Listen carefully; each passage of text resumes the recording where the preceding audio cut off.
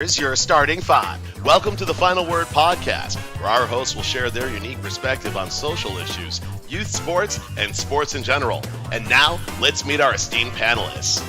Joe Philon, youth basketball coach and self-proclaimed media guy. Chris Ward, co-founder of the Skills Center and developmental specialist of Skills Center Elite Training. David LaMarre, assistant high school coach and coach of Skills Center Elite 2027 travel basketball team. John Arroyo, co-founder of the Skills Center and director of Skills Center Elite Basketball.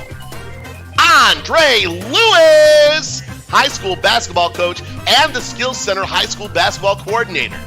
This is the Final Word.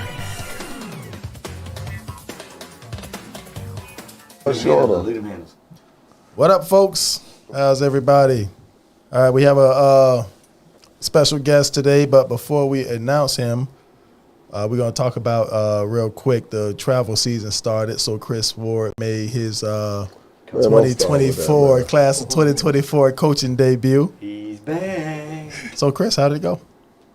For real, dog. Yeah, I want to hear how it went. I personally thought it was good, but I want to hear what you think. Stay positive. He though. trying to say don't you say anything you caught me script, on man. Sunday. Stay positive. For real, bro. It wasn't bad. I had parents come to me. I never heard Chris say those words before. Man, stop playing, man. It wasn't bad. Seeing that. Called the timeout. I was on the phone with John. He went straight to the free throw line. Retro Chris Ward, 2018. Had his best golfing outfit on. Man, look, bro. It wasn't bad. I'll give this shout out, Mr. Foss, because he put on he always does a classy tournament. He does a really good job. And the only reason I agreed to do it is because his father was always good to the Skill Center. They've always been good with us. So that's the only reason I agreed to do it. We practiced one time together. Actually, we weren't even all together. So that was actually our first weekend together. So just trying to figure the kids out, how they play, how they respond. Is big for us too. So we're just trying to learn them like they're trying to learn each other. So if we had the two kids that went down, the one split his chin, Andy split his chin, and the kid Lamb turned his ankle, I think we would have been fine. So it just gives us another rebounder, another guard that rebounds and defends and that's strong. I think it would have been a different conversation, and we kind of would have won it pretty easily. But it was good for a first showing. We got a lot of work to do. I think a lot of these kids that play, I hope the parents see, that the skill level has to be a lot higher, because I think some of the kids got some exposure and some of them got exposed. And they're going to see that it only gets tougher from here. April 1st is going to be a really big test for us because we'll be playing against better teams. And I know as soon as Knox and those see the Skill Center name, they're going to put us against some fire. And that's what we want, and that's okay, because some of these kids need to understand that in order to play on the college level, they have to be better than just around here. And they just can't be good around here. They actually have to be great here. So, like I said, it's just learning. Give them a chance to get some work in. But I did put it out there. Make sure That was a I'm Sunday not taking no money. Here you come. Make sure that this is what you want to do. This is where you want to be, and understand that playing time will not be promised anymore. So I'm not going to see if this is what you want to do before you make a payment. So just being real. Let me ask you this, though. So you got the Williston won state this year, and you got 3 of them boys on there. How they look? They're actually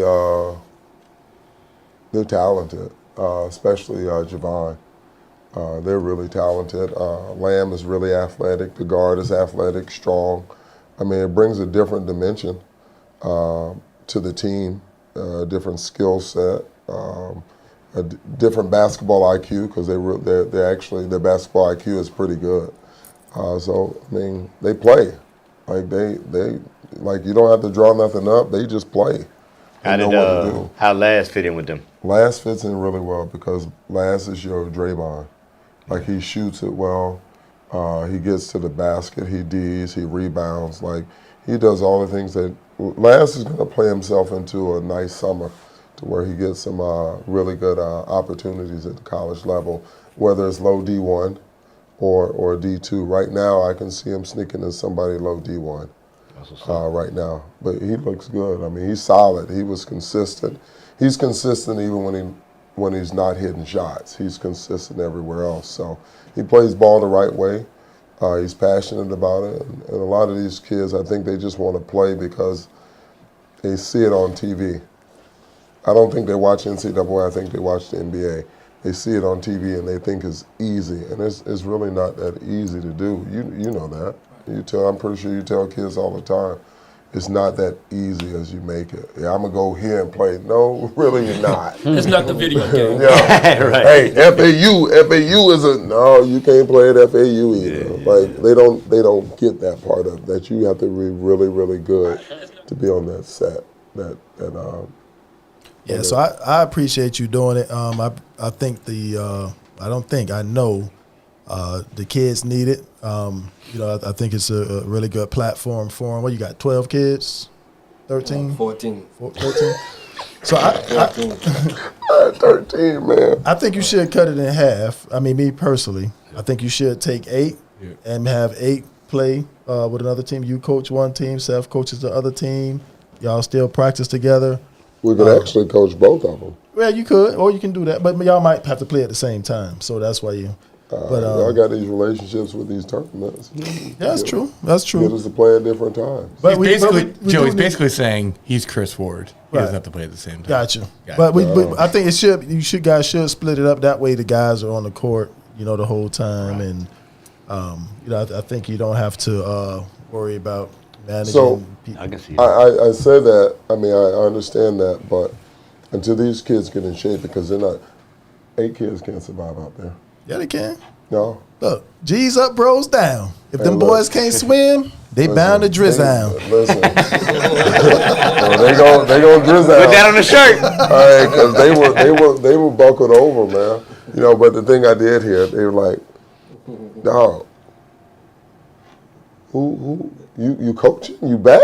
And I'm like, man, look at every ref out there. They're like, you back? I was like, no, brother, this is temporary. No, it ain't temporary. It's the whole season. What you talking about? It's It ain't temporary. temporary. No, temporary is if you do it for a couple of games and you're done, but you're doing the whole thing. I got a contract on you. It be, the dress code. He called me Saturday morning. Hey, man, am I allowed? I'm like, bro. Bro. On his, Yeah, he Tiger look clean, though. He was Woods. Tiger Woods. He was Tiger Look, Woods. hey, that's how it was. like this. But that's not how he was coaching. Don't get it twisted. I got a call. He had half court yelling right now. I tried to sit He's down. back. Hey, seriously, I did. I said I was going to sit down. I said, Didn't even Seth, make it a half. I think you was low key. You was low no, key. seriously, the first game I told Seth, I said, man, you got it all day. I called him Saturday. I said, You bro, was up by 30. you got him all day. And I sat there for about the first 6 minutes. No. 5. No. About 3 Four. minutes. Good 3. Yeah. About 3. No, But listen. I do still think we need that unsigned senior team. Maybe our special guest will coach that team through the live period. Nah. That's some bull, dog. You got it? You got it. It's like 3 tournaments, Hey, bro. check this out, though. And the crazy piece, I got a text from the kid from what's down south? Sumner. He was asking if I knew any of the teams. yeah. And I wanted to say, yes, come Honestly, on. He can play for us. He can play with you. I'm Yeah, 17 I years got old. 13 already. We're going to split the team. But if we split the team, we still have to add 3. So, I mean, you got him, you got Stokely, and you got Peavy's out there. They only play with 3. They can play to May 31st, right? The first 2 live. First 2 live periods. First. And then they two can play. Correct. And then they could do the one in May, which isn't live, but you can get all the Should video get out Joe to- Willis. to Coach all Joe the Willis non to coach him. all the non D1s will go to that May weekend. That one's pretty big. Yeah. And that's the reality for most of them. Yeah. So, Now tell me this, and you're a guard. All right. Got a guy under the basket, guy on the wing. You got 2 guys guarding you. Give it up, first of all. Just give it up. Just give it up. All right, guy on the wing is wide open. We got a dude sitting down in the paint. So do you dribble and kick it up to the wing because he's wide open? Or do you try to dribble through and split? Do you try to split the... Oh, okay. And then the guy comes and you want to... Yeah, so I was up by then. Basketball has changed since last time you coached, Chris. Yeah. Well, that's why it sucks. All right, so let's talk about our There you guests. go. Let's talk about our That's why guests. it's terrible. All right, so who do we have sitting here? All right, so we got a guy that played college ball at Oral Roberts. Guy. And Oklahoma, he's, baby. he's that guy. Hey, Now. He's but a guy. There's a kid there right now that'll tear his ass up. Back then, I don't know about back I then. don't know. Tear his ass But this, up, you talk about a Hall of Famer here Man, at look, Oral Roberts. boy, This tear guy's in the his Oral ass Roberts up Hall right of now. Fame. That young boy, I know that young boy Yeah, from Dallas. watching TV like that us. young boy from Dallas. I know you know who I'm talking about. He played 4 years. I'm joking, dog. Look, I'm joking, bro. I'm joking. He got that extra 500 points because of that year. Hey, look, I'm joking, true, man. bro. I'm joking. I'm joking. Nah, I ain't gonna say I was all that, but I feel No, I was joking. I know, but I was joking. He was a second-round pick by the Atlanta Hawks, and his most memorable days for me is when he played with the Indiana Pacers when they made that big playoff run. Yep. Told me the story about the whole Reggie Miller and Spike Lee thing way years before the 30 for 30 came out. I already knew about that story because he had told me about it. After he retired from basketball, he actually became an NBA ref. Man. And there's levels to it. the dark side. That was Yes, the sir. I first went met him at straight the middle cold. school game. You met him at the middle school Ref game. from middle school. Started Oh, when he middle school. first He worked started. his way up. Yeah. that's why I said Just the like in basketball, you had to work your way up. I'm sure he's going to talk to us about that. But ladies and gentlemen, Mr. Heywoode Workman, welcome to the show. Thank you. Hey, we need to add the little applause thing. I know, right? That's what I did. It seems like we Oh, got a crowd. it's on the On board the right board. there. It's on the board. Hit one of those buttons, Dave. Let's see what they do. Oh, yeah. Drop a clues bomb. Yeah, hit that one. Getting fancy. Nothing? Don't hit the wrong button, all right? Oh, there it is. It's still clapping. Okay. Boy, we big time up here. Wood. Learn as you go, Doing baby. it good. All right, so David got it. All right, like so Joe, I have to tell you Watch this. it. Watch it. So when we were doing the You dropped average Joe something. rankings, we could have We done should have this. did that. You dropped something. Crickets. So Go ahead, Wood. What you got to say, tell me, Wood? So before Oral Roberts, man, I went to Winston-Salem I know State. that. I didn't know if you Went on a football scholarship. What? I did not know that. All state. I played in the Shrine Bowl, the North Carolina, South Carolina Shrine Bowl. Nice. Then went to Winston-Salem, played football, but then I also played for Big House Games. Oh, basketball big house team. games. So in They don't know 84, who that is, 85, we played the only team in the country that's undefeated was with Virginia Union Right. in Charles Oakley. Yeah. We beat them 51, I think 51-50 or 52-51. Big House, big. One finger, 2 of my fingers. He said, boy, if you shoot that ball, I'm going to bust your head. Held the ball on him and beat him by 1 point. Only team in the country undefeated. Nice. I was on that team. That's what's up, And then I man. got tired of football and I went to Oral Roberts. So that's how I got to Oral Roberts. Gotcha. I saw that you went to Winston-Salem for a year, but I didn't know it was for football. Yeah. I thought it was Big house games. If anybody know anything about history, bro, is a powerful story behind him. So to be able to play for him is like being able to play for John Thompson or at Cheney State. Right. Yeah, that's how.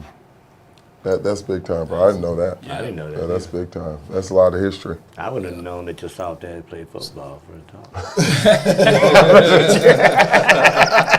What position? Quarterback. Yeah. I was Charlie Ward before Charlie Ward. Okay. Before Well, this Allen history right here. Okay. This history right here. So how did the transition happen? You going from football and going to another school to play basketball? I just got tired of getting hit. And No, so but my on the weekends when I would go back home, we would practice against the high school basketball team. That was our tradition. Go back home on the weekends. Whoever go home, go practice against the high school team. And if they can't beat you, the coach will just run you. And so I would go back and tell my high school coach, hey, man, I don't want to play football no more. That whole year. And assistant coach was Dave Pritchard at that time. And Dave Pritchard, his claim to fame was he signed Moses Malone to go to Maryland, but Moses never went. Right. So his son was at the high school when I would go back and play and practice. And so my high school coach said, hey, I got a school for you. And I was like, where? He said, Oral Roberts. So I leave. Bill Hayes comes to my house on Wednesday, hands me the playbook for the football team. He's like, you my starting quarterback. I live in Tampa, Florida now. I never went back home. Went to Oral Roberts, said I'm assigned, stayed. Went to California for 10 days. Came back to the school. My mom and my dad had all my clothes. I went to Oral Roberts. So how'd you get to Tampa, Florida? Okay, so let me, after an 8-year career, NBA, played 2 seasons in Italy. Okay, I thought you was in Tampa, Florida before you went and played football. Okay, yeah. So it was after playing. Okay, yeah. Okay, Yeah. go ahead. But you. So I thought when I went to Oral Roberts, Right. so I went there because of the relationship between the coach and assistant coach, and so got there. Ted Owens was the head coach at that time. Ted Owens, That's my crazy. Kansas. That's who got me in St. Leo, man. Talked me out of my best recruiter ever. Talked me out of my drawers and got me to St. Leo, Right. boy. That's why he'll be on him sometimes. So he coached me. Okay. So he told me by the time you're a senior, we'll be in the Final Four. We'll be in top 20. I redshirted, played 1 year, they fired him. And so the new coach that came in was a coach that they had from, back in history, and he and I didn't get along, but it just motivated me to prove this man wrong.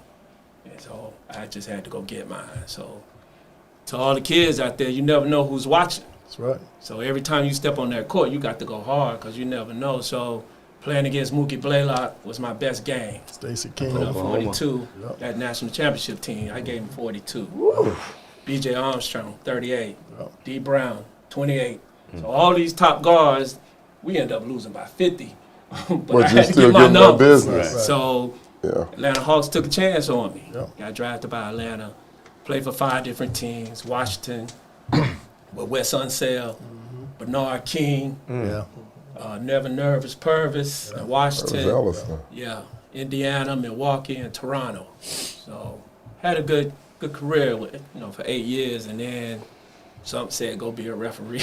But let me back up though. So at a high school, you got a football scholarship. I was recruited for football. I probably would have gone to Clemson if I didn't fail the 12th grade, because all the teachers used to just pass me, just go.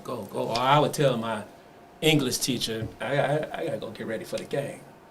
So I need to go watch film. So I'll get a note from the coach, give it to the teacher. She failed me. Well, because I couldn't do the work, I just didn't go to the class.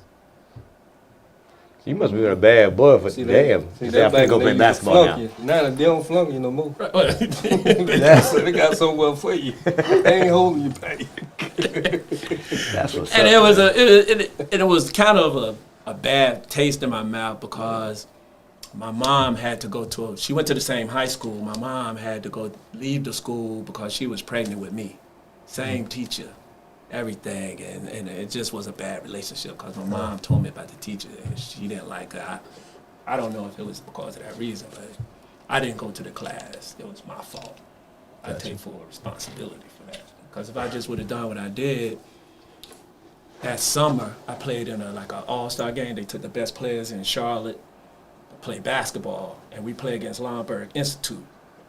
And at that time, Chris Washburn was getting ready to come to the NBA, but my junior high teammate was on that team too. His name was Clinton Hinton, who was Sun Belt Rookie of the Year the next year following. So we played them. We got all these coaches, college coaches at my high school playing this all-star game against Lombard Institute.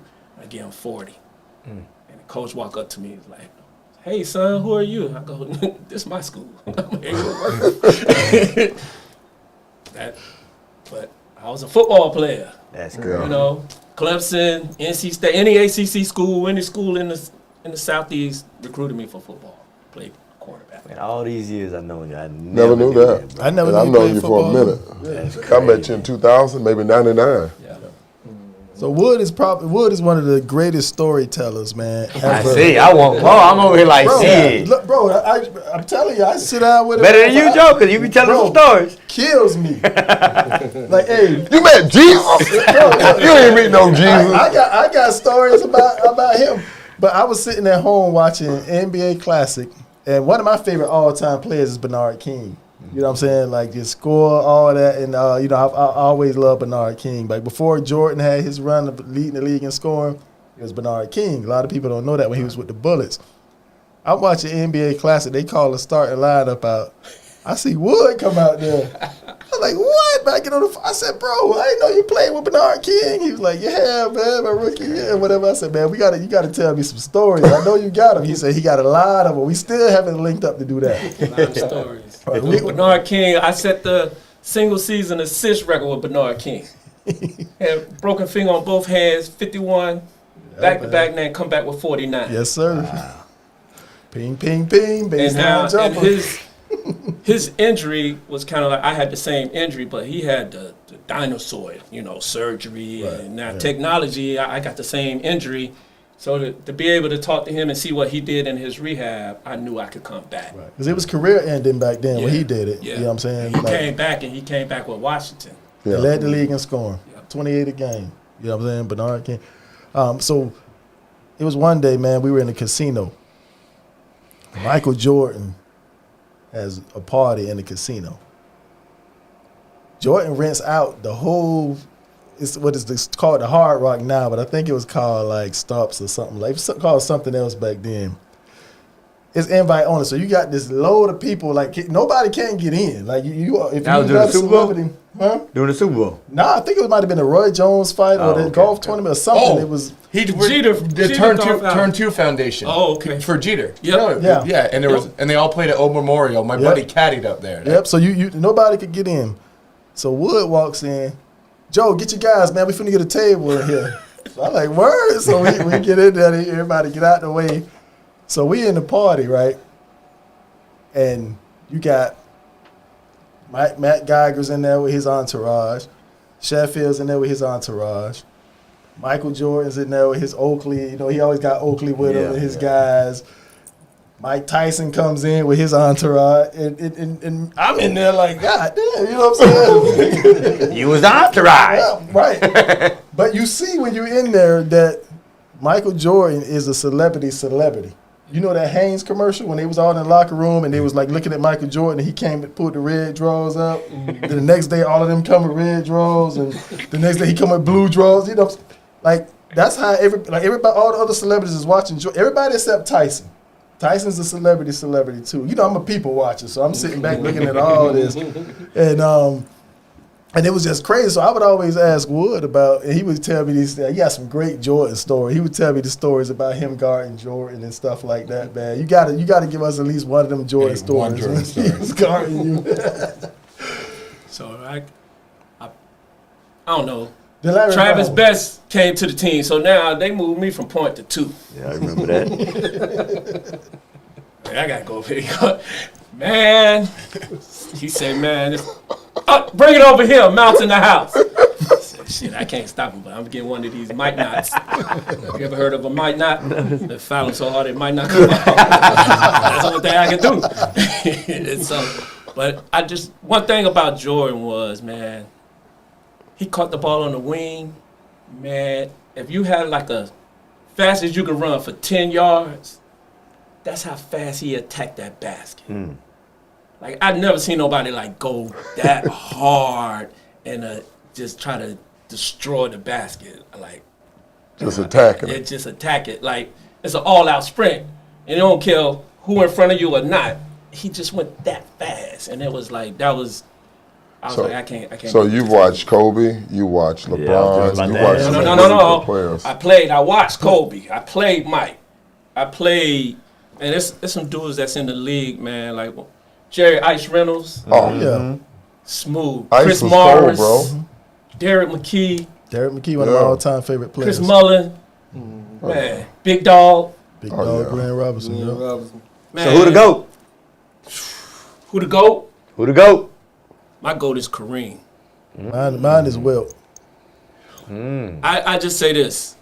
For a man who didn't have the ball to score that many points, That is true. he made you stop dunking. Yeah, they changed the Didn't rules. play his freshman year. That is true. No, so why? He wasn't as flashy It as was a big LeBron. man. It was a big man. Like I said, It's a it was different world arrows. now. It was Yeah, a big yeah. man game back then. Right. Now, I would say I would put Wilt and Bill Russell together as one. Because Russell got the trophies, Right. but Wilt killed them. He killed them. Every single You time. know. And now, Killed all my the top house. five is I got Magic, Mike, LeBron, Russell, Wilt, and then my ultimate is Kareem. You know left it's Kobe off? six, You left but that's- Kobe off? Kobe's so close to Mike. That's what I said. Is he the closest to Mike? Yeah, for sure. He damn near Mike. That's what I say. Yep, That's agree. and you will overlook Kobe Because of of that, and you'll go straight Agree. to LeBron. Agree. Okay. You know, Yep. I can't take nothing away from Kobe. Kobe's Kobe. Right. It's just, but in changing the game, he studied what Jay-Z say. How you gonna paint a better picture than I already painted? It's already been painted, but he still did his thing. Right. And he still is Kobe. You know. So you, one of the stories you told me was about when you played for some of this stuff. I don't know if. Yeah, we can talk about it now. Okay. We can talk about Cause we nationwide over here. it. We can talk about it. So when He you played for Larry Brown, right? Yeah. We had well, he Tupelo, played for Larry Mississippi Bird. over He was here, Larry boy. Bird first. He played Brown. Brown. And then Bird came. Brown Okay, was it was the opposite. Yeah. All right, so you were talking about the difference on the plane with Bird and all of that. Oh, and, yeah, and the the difference gamblers. between the coaches. Yeah, the gambler. So on the team is we had the dog pound and we had the regulators on the team. So the dog pound, me, Reggie, Malik Sealy, Kenny Williams. Silly, bro. So the young, basically it was the young guys on the team. Antonio Davis, Dale Davis, and then the regulators was Sam Mitchell, Byron Scott, Old school. Old head. Yeah. Old head. LaSalle Thompson, you know, Lester Connor, you know, Vern Flip, you know. So we would play cards. We would play poker. And if Larry Brown yelled at me in the game, oh, I'm gonna raise it just cause Larry, I ain't trying to hit at him. You put your money on the table. Money on the wood is good. So without even looking at my cards, I raise. And then I tell Antonio, man, screw you, Tep. And he'd raise me back. And we just go back and forth because you can only raise 3 times a card. And then Larry would go into, man, y'all don't even play the game the right way. Larry, we not on the court now. You in or you out. And so he'd be out. And somebody would win with ace high. And he got a pair. He mad. But Hey, y'all split the money? huh? Y'all split the money? That's mine. So we had three different levels. So you had the media, they sat at the front of the plane. You know, then we had just $20 players. Me, Larry Brown, Billy King, Slick Leonard, Reggie, but Reggie, Dale, Mark Jackson, Vern Fleming, big money. You had to have 10 G's To play? to be on the trip to play. So it got to the point where we started teaming up so the game wouldn't slow down. So whoever won, so I jump on Reggie's side. Reggie, I got your money today. I'll stack it up for you. So 20s, 50s, and 100s, make sure they all lined up. Here you go. He give me 20, 40, depending on how much he won. I make a G on the 10-day trip, just stacking his money. So now it's teams on the plane. Then when Bird came, it was so much money on the table. He was like, yo, I don't want to see no more cash. I don't want to see no cash. So they went and bought real chips and made Travis Best carry the briefcase. Oh, because he was a rookie. In his rookie year. So they, you know, you the bookie. So they would give Trav the money, and he put it in the real chip case, and he had to carry it the whole time. Then we get off the plane, you get on the bus, play in between. I had to give up 5 G's one day, wrote a check. I only make me 300. So then when you got off the bus, you got to the hotel, keep the game going. Man. That's probably one of the best teams I've been on where you have professional guys that liked each other. And But you every could tell, city we too. went to, we'd be 8 deep. And just imagine you coming in the room and you got 5 7-footers with you and don't nobody even see you. You go to the other side and I've been talk there. shit and talk about them, and you might book something, and then come on, let's go, and we all walk together. Yeah, y'all over here, and I'm over there. You know, doing my thing, so. Hey, Davis Wood. boys. You had them Davis boys with Hey, you. look. So my wife just sent me that. That's in my house right now, Wood. I know you told me to auction it off, but I had to keep it, dog. Got you in my house, David. Thank you. That's Kenny. I had trouble with Kenny Anderson right there. Whoo, he used to give me some work. Well, you got some criminal activity. So I met you with them dudes at IMG. IMG. The summer we had the team down there training. Yeah. And then you came back with Toronto. When we had Toronto there, and they were in between coaches. Right. So it got to Toronto, the half season. Well, the year before was the half season, and then we coming a back. lockout, right? We got lockout. Yeah, it was we a coming lockout. back. We coming back for the 50 season, and Indiana cut me. I went to Toronto. That was, what, 99? Yep. Yeah, 99, Indiana cut 2000. me. Who was on that 99 Toronto team? Vincent Tracy's last year. Yep. See, Oakley, Antonio Davis, It was pretty, yeah. John Thomas, Doug Christie. Doug Christie. Yeah. A white on boy that can team, shoot. Muggsy, Dale Curry. On that team. The only way I got there because Antonio was there. So when Indiana let me go, I was in Milwaukee. And the lockout year, Milwaukee hadn't made the playoffs in 9 years. I was on a 2-day tryout. The 3rd day I'm starting. on one leg.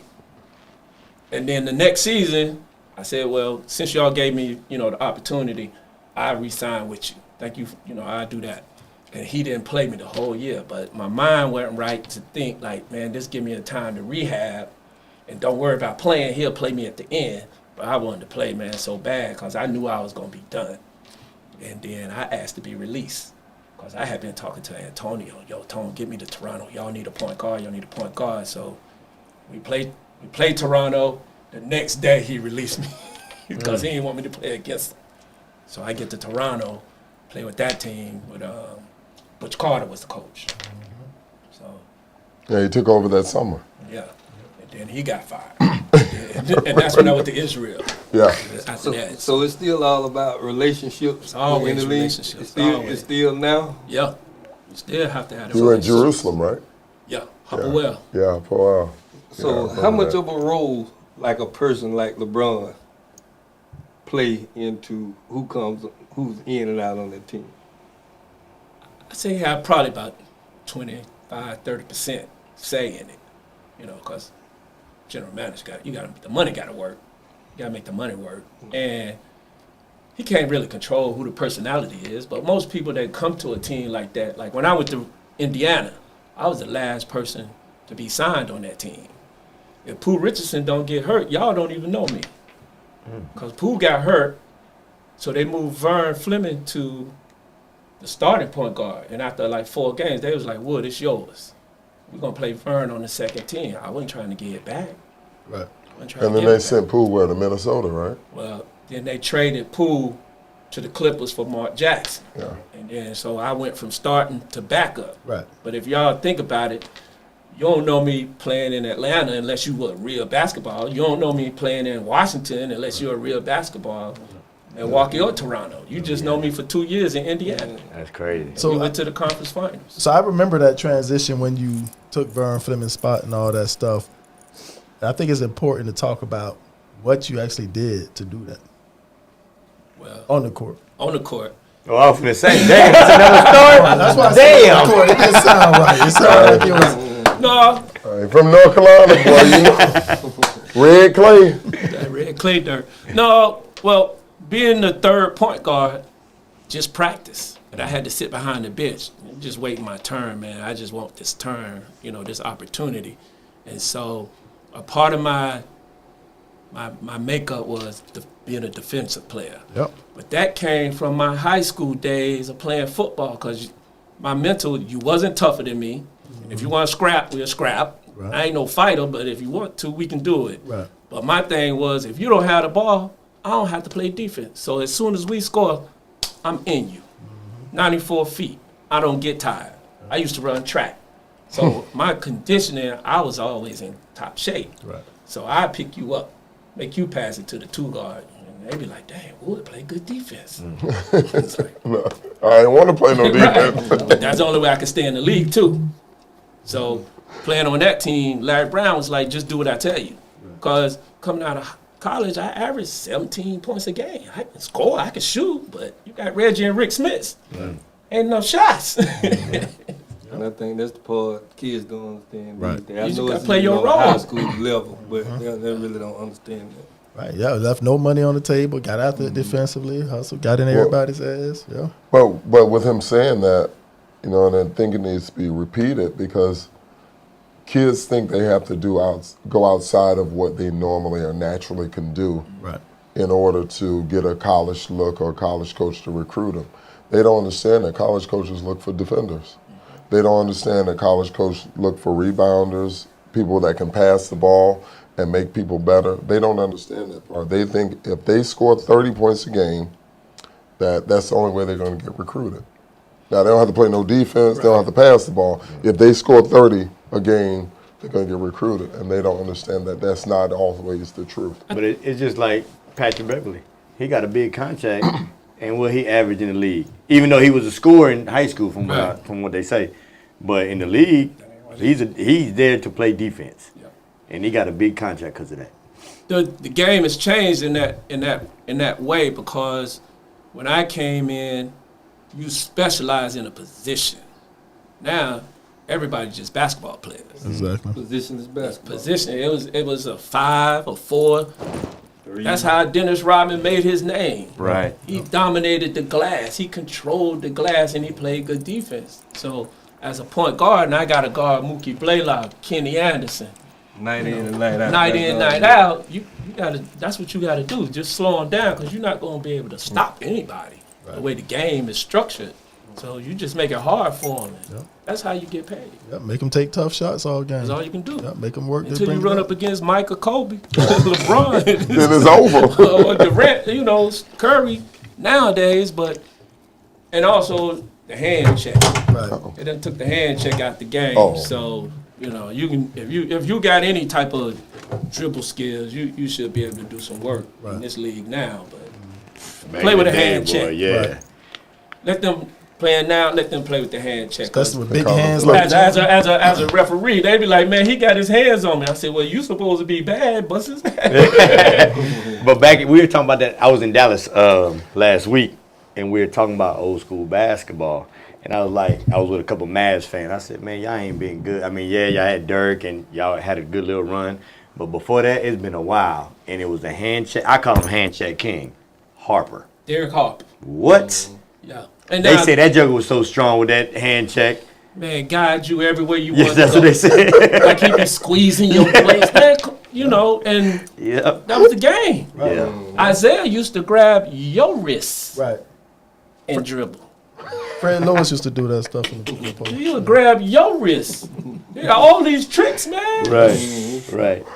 They say Rodman used to take his thumb and Stick it right there. Dennis Rodman? that pressure point.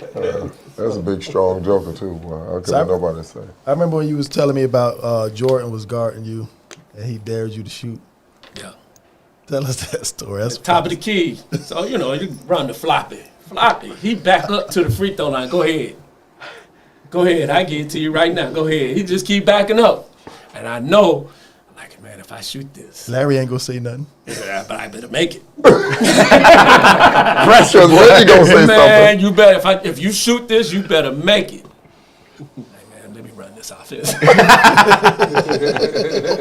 it down. Turn that down. Discipline. Yeah. Now that's not how you told me back. But you're right. You told me back in the day. You said Jordan backed off you, and he was like, "Heywoode, man, shoot that shot, man. I've seen you hit that shot. I know you can hit it." Larry ain't gonna say nothing. You know, like Coach Larry Brown, and he said, "Shit, I'm Heywoode Workman, man." He said he think I'm Heywoode Workman. Yeah, I know I can hit this shot.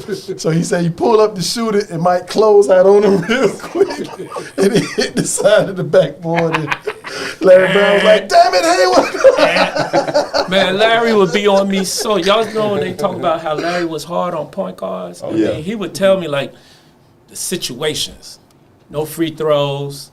Know who need a shot, know who hasn't had a shot, what's a good play to call, know these things, know the timeouts, know the fouls. All right, I got it. At the free throw line, Rick, 2 down. Dale, 2 down. Hey, Reg, 2 down, right? By the time I get to half court, it's 3 side. He calling 3 side. I'm like, man, this dude. So man, this like the first month of me playing, this is all I heard. And every time shot clock will be at 12, I'm on the wrong side of the court. I'm getting yelled at. I'm like, dude. So I call my agent. Hey, man, I want to be traded. He said, man, you don't make enough money to be traded. He said, go talk to the general manager. So Donnie Walsh, I go talk to Donnie Walsh. And Donnie say, man, just go in there and talk to him like a man. Be a man, go talk to him. All right, cool. I go and talk to him. Larry, man, you keep changing it, man. I'm in the wrong position. He said, you just do what I tell you. So I come back to the team, and like I said, that's probably the best team I've been on professionally where everybody liked each other. Right. So when I come out that meeting, Byron Scott, Reggie Miller, all the old heads, it's like, what'd he say? I said, he just told me to do what he say. And they was like, well, whatever you call, that's what we gonna do. That's what's up. And that was my, and so you see me with Reggie all the time doing the dances. Mm-hmm. Oh, yeah. Because I only made $300,000. I was like, man, I could be cut. I better get with Reggie, cause he gonna be on TV. So I just be with him. Come on, we gonna do this. We had we used to mess with about the Michael Jackson curl. Yeah. And Janet Jackson had came to Market Square Arena. So that just made it even more so that me and him would be together. And I said, I gotta be with him because the camera gonna be him all the time. So that's how we came up with the dance. Mm-hmm. And everybody had a signature when they call your name for the starting lineup. Everybody had like a signature move. That was the first ones I seen do that. Yeah. Now they do it with the handshakes and stuff. So if we could get the other team to look at us, we got y'all. If y'all down there looking at what we doing, we got you. We got y'all. Miller games. Yeah. So you started the Tampa Bay Pro. Well, you brought the Tampa Bay Pro-Am back. Yes. To Tampa, took it over. It was gone for a while, and which is much needed now. We need to bring that back going forward. We've been kind of kicking the tires on that idea. But when we played in the Pro-Am, we had the little Young Guns team. It was me, Leo Murray, Kevin Perry, Mario Lovett, Antoine Broxy. I think we had maybe 1 or 2 more people. But we only had like 6 or 7. We 12-0 in the Pro-Am. So Wood calls me. He said, man, my man coming in town, Bill Bellamy. He said, Bill Bellamy coming in town. You know, Bill liked the hoop. Remember Bill used to be on the Rock and Jock basketball. Bill liked the hoop. I want to put him on y'all team, man, to let y'all run. So I'm like, all right, cool. You know how to be a player. I got that framed over my bed. I got a picture of how to be a player poster framed over my bed at the house. So I'm like, cool, yeah, we can get Bill. You know, so in the master bedroom. But no, this pre-Tasha, baby. This pre-you, baby. You wasn't. It's pre-Tasha. Yeah, Dre. So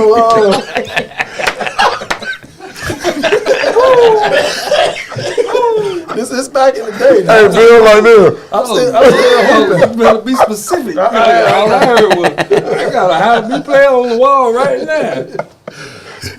So we stretching, warming up. Bill come and introduce himself and stuff. And so he like warming up.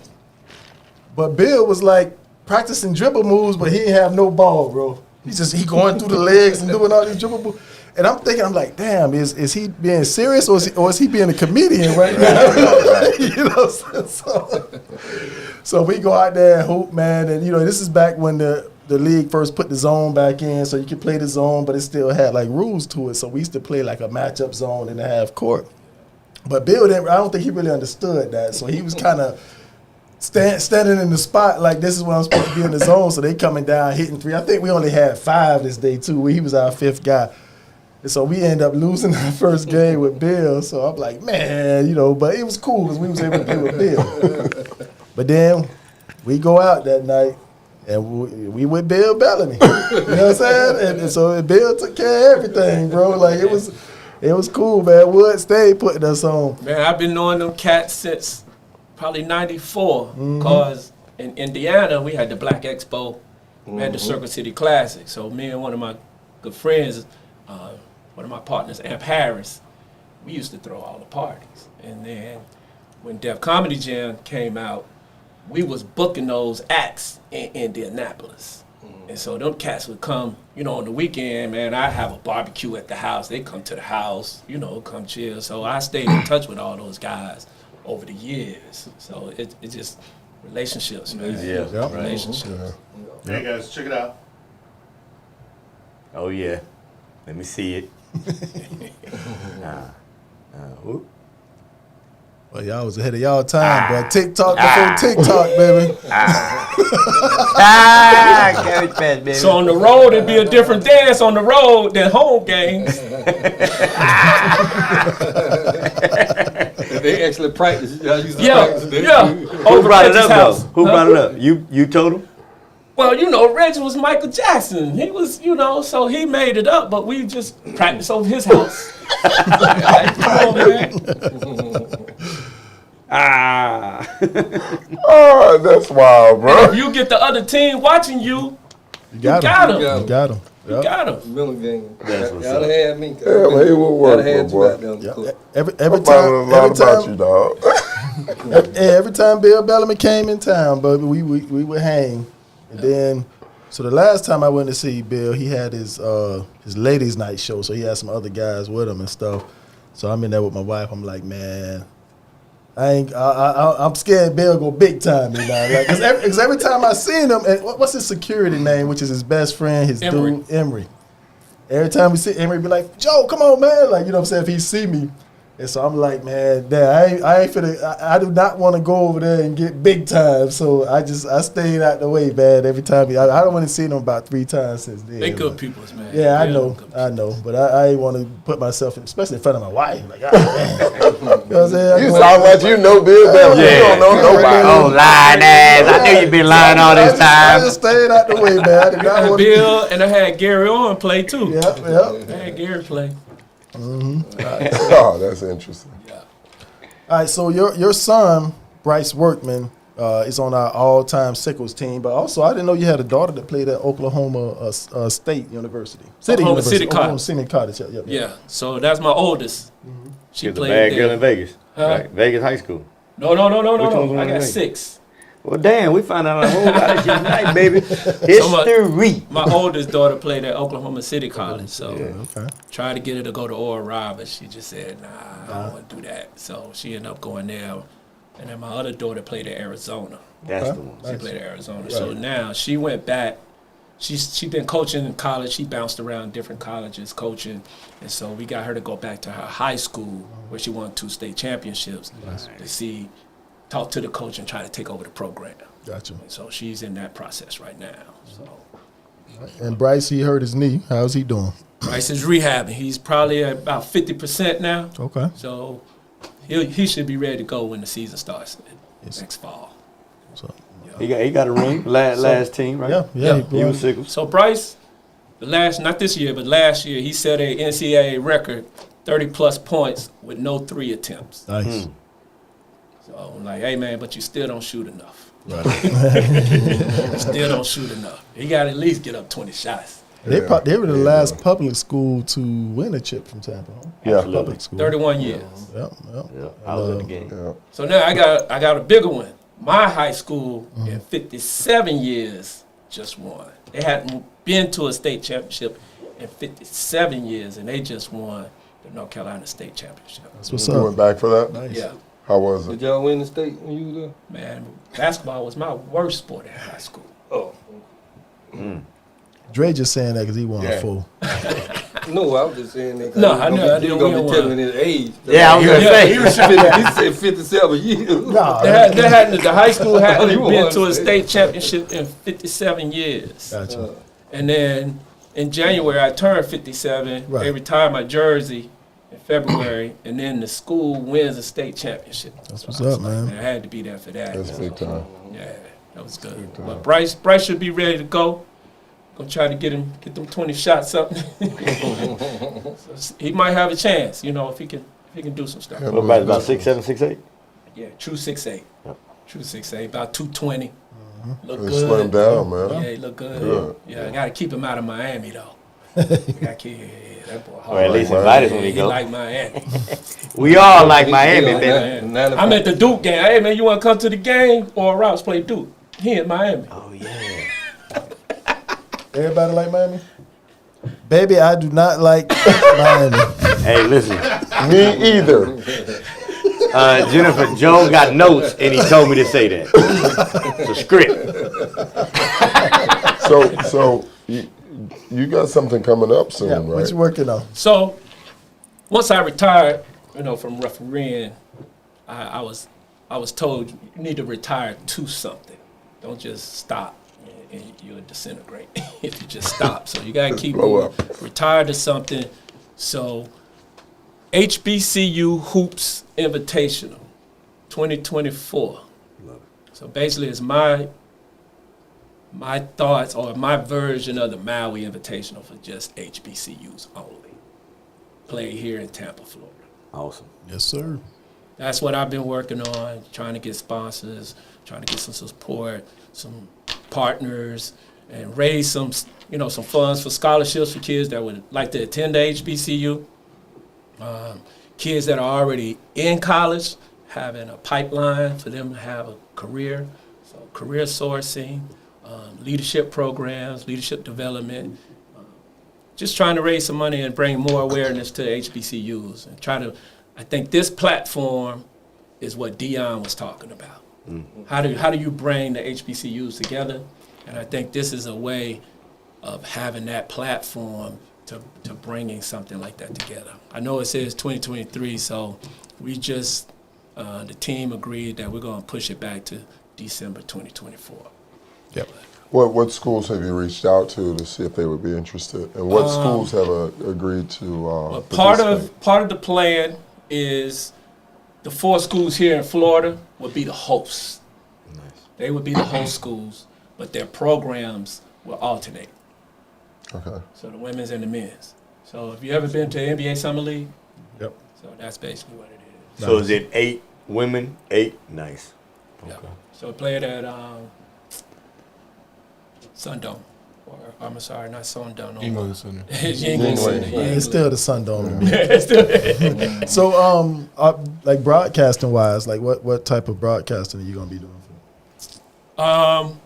We're looking at some different, organizations to do that with. I don't want to say. I don't want to put myself in a True. position I that I'm got not you. in. I So got you. we take on all comers. We like to see what they will offer. Right. For that partnership. So we're just open right now, and then we got enough time right now. Like I said, we're looking at December 2024, so we have enough time to take on all comers. And what kind of sponsorship opportunities are out there for anybody that's listening that might be interested? It's the whole nine. We can share. You go to the website. We can share. The sponsorship deck. We can specialize whatever we need to. I'm the founder and visionary, Okay.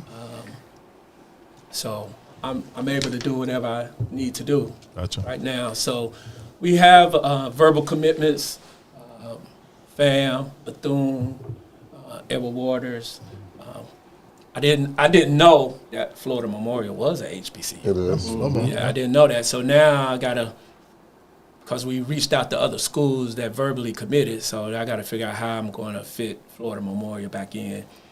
somebody may get a better deal or something like that. So I don't know, but right now we have, the 8 schools that are verbally committed. So, but we'll work it out. So it's not just going to be Division I, or how are you going to do it? No, it's basically the brotherhood, sisterhood of HBCU. So Gotcha. it's a preseason, non-conference tournament, but it's only exclusive for HBCUs. Is it just a game, or are you gonna have like a weekend of festivities? There's a weekend of festivities, so there's a Bill Bellamy coming to town, dog. Bill Bellamy coming to town, baby. I just want the same treatment Joe used to get back in Man, '99. look. all right. So there's Baby, I do there's a not want gala. that same treatment I used to get. So there'll be a black tie event, a gala, the tournament are 3 days, a golf outing, and then there's a community fest in the park for to give back to the community, a concert for local vendors, and we want all the schools that are participating to have their admissions office at the fest. Nice. There's gonna be a dunk contest. We're looking at doing a step show out there and all that. So is the dunk contest and everything at the Yingling Center too? No, the dunk contest will be at the Fan Fest. And you don't know where the fan fest is gonna be? The Fan Fest is right now. I think it's Julian B. Lane. Out in the park. Outside. In the park, yeah, Okay. outside. Okay. Outside in the park. So Dope. And if it rains, I mean, you might have another You facility. already know where it is gonna be if it rains, if it baby. rains, We just gotta call me, yeah. dog. Well, you fit the skill center in there. You already know. You're going to be there. Right. Well, I hope so. We can get some of them kids that you have over there Yeah, some we're going to be there, scholarships. man. Right. Well, Right. That's what it's We're gonna all be there. about. Heck yeah. And I really focus on Hillsborough, Nice. but we also want to make it available for Pinellas, Pasco, and surrounding that can get here. So what I would offer to high school kids when the games are here is if you come to the game, it's $20 for a student, high school student. $20, you show your receipt, and we'll waive your application fee. Oh, that's dope. nice. You know what I'm saying? So that, I don't know how much we can raise to be able to do that, but that's our goal, is to give back to the high school kids and give them something that I don't know if they even know that exists. Right. Well, let us know, man. We wanna support it. We wanna help push it. Whatever we need to do, let us know. All right, Taurus, take us to the Nuggets by Dre. I updated your little intro, man. We got an update on your intro. yeah, I got some I got blank an for update. your ass on my shirt, but we. Let me see. I ain't see the Every shirt, week, dog. your host took it off. explores the You got it on there? civilization in his quest to bring you something. Right. His efforts has no boundaries as he searches for the topic of the week.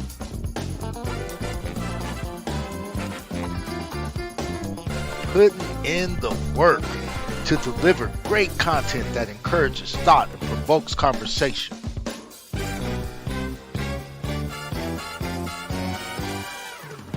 Presenting Nuggets by Dre. Yeah, man, Flores got it. Flores. Flores. Name is Torres. Torres. What that moonshine there, man? What that I know, right? Sponsored by the moonshine. It's in that cup. That's what it is. I hope that And Tampa Mountain PD Dew. ain't outside. Flores. Yeah, Chris over here with this peach mango over there.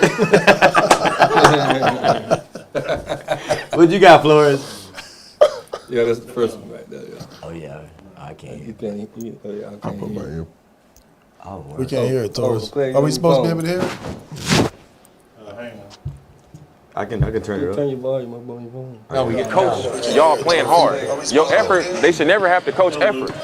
Because for a lot of y'all, that's going to be your only advantage over other players. It's your effort. You're going to play against some players that's so good, they might not be having to go as hard as you.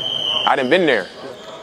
But y'all don't have the luxury to come out here and not be playing hard, bro. Like, y'all fuckers got to go hard. You got to play hard every possession, bro, because trust me, even the best players in the world, they playing way harder than you think.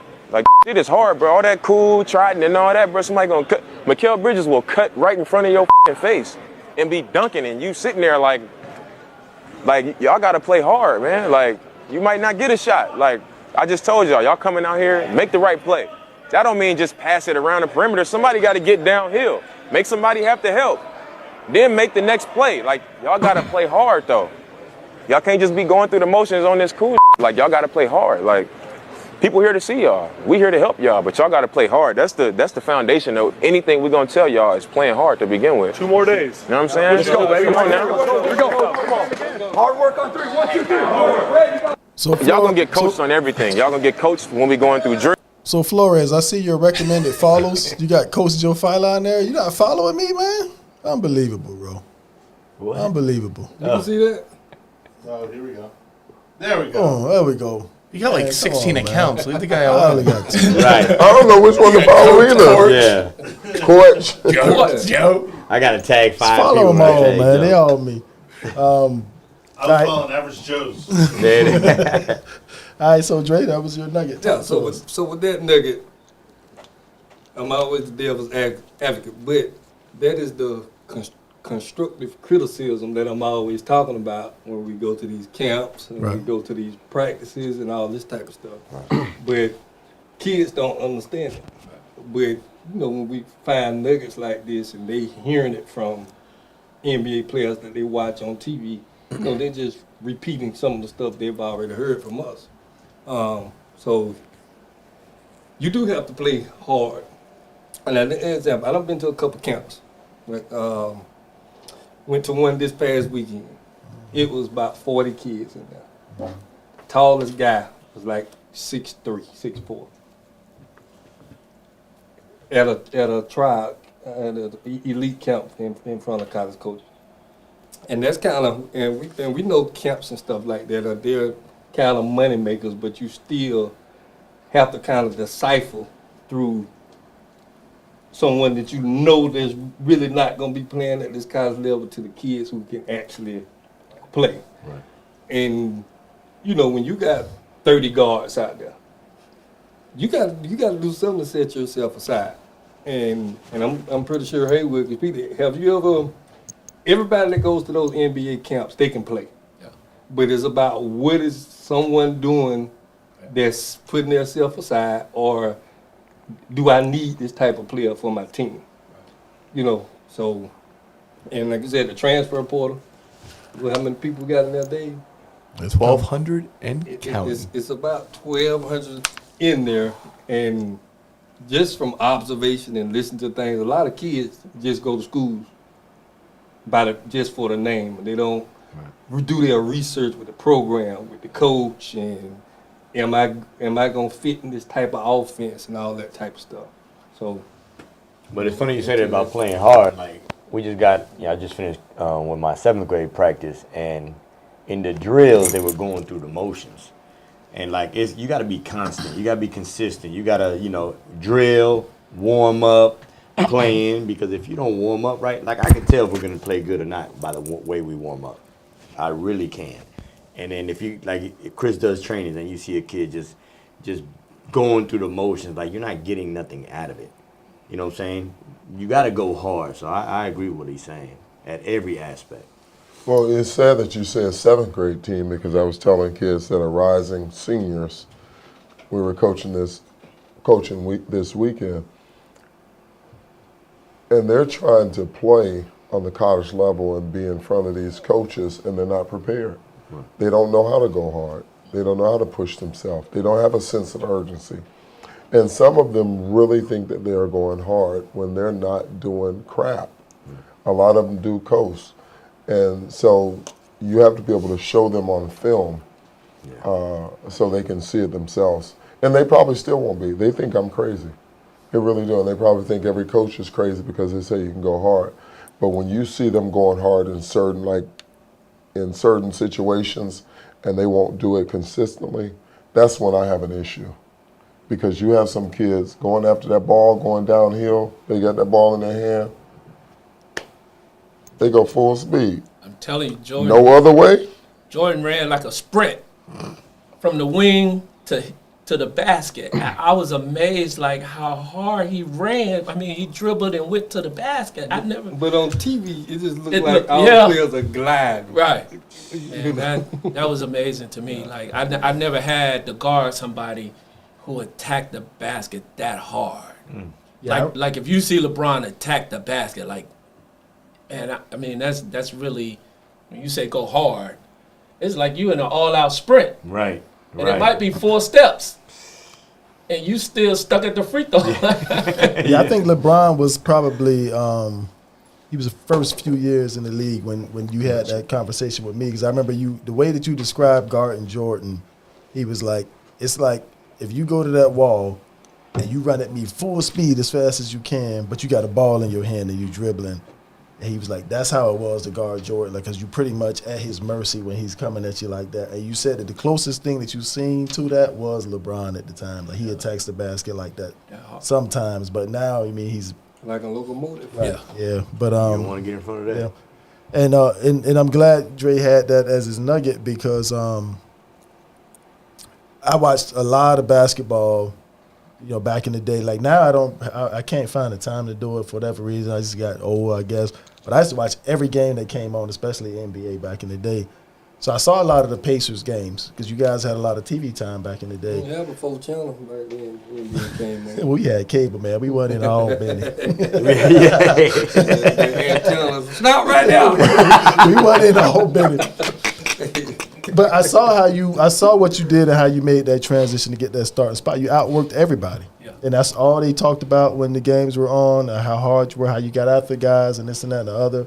And like you said, that's what had you in the league, and that's why you were in the league. I practice the way I play. Yep. Right. And in practice, they be like, man, back up, it's practice. Nah, I can't. Exactly. I can't back application, up. baby.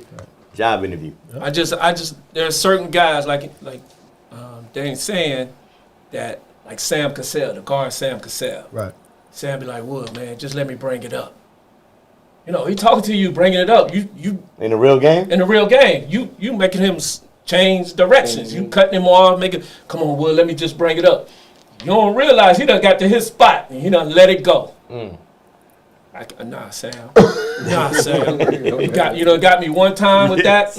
I'm not doing that. And so you would have guys that be like, just let me bring it up. Nah, man, cause that's your job, man. You could lose your job cause you not playing no defense and you being friendly with this cat.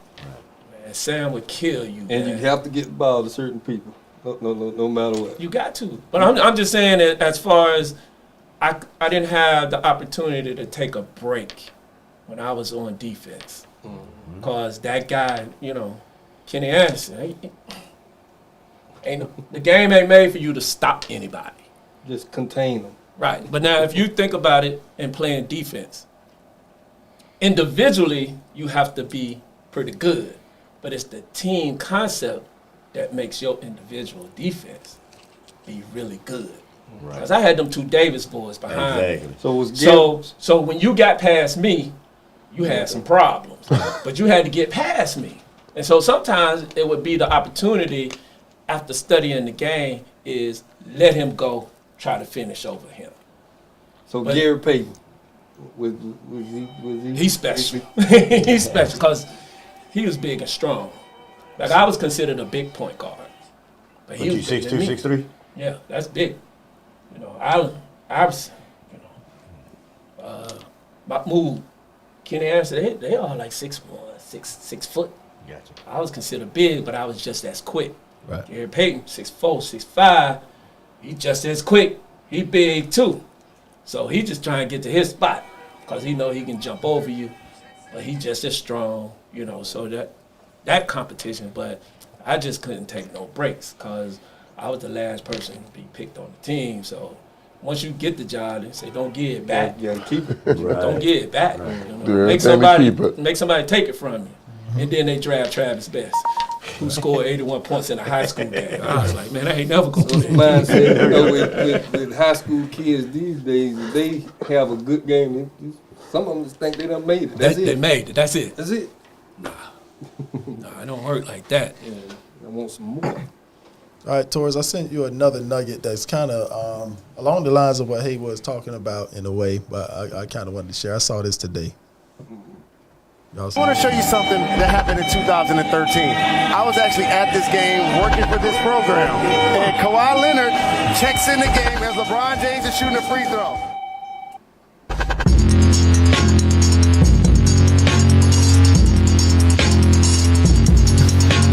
I want to show you something that happened in 2013.